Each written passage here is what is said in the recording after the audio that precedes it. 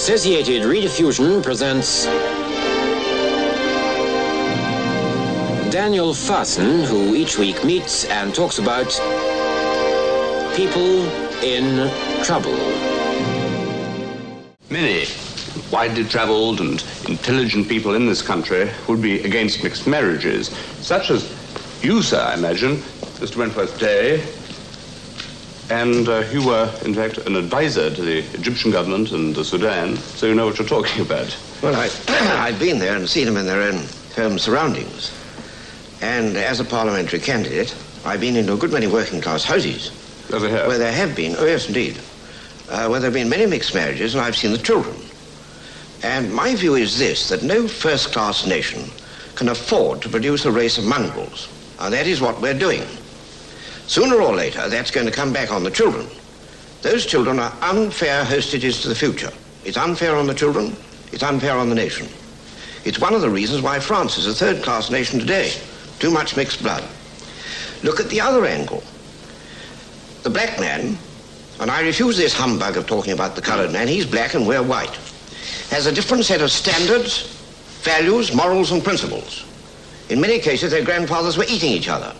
Well, the lion doesn't change his spots in all that time. But look at it this way. They come over here, they cause housing troubles, employment troubles. Ask any landlord of working-class property. Where they go in, the houses become cesspits of dirt. Now, this is not inevitable. Very often. If a black man makes a lot of money, what do you find? Again, a lack of taste. He's flashy. He's very often arrogant. Well, to go back to mixed marriages, which is the specific subject we're talking about, are you implying that a half-caste is in any way mentally deficient? Definitely. But there's nothing to prove this at all. That unfortunate child is born with an inferiority complex. If it isn't born with it, it grows up with it. You can't possibly say that it's born with an inferiority complex. That's something that we instill into it later.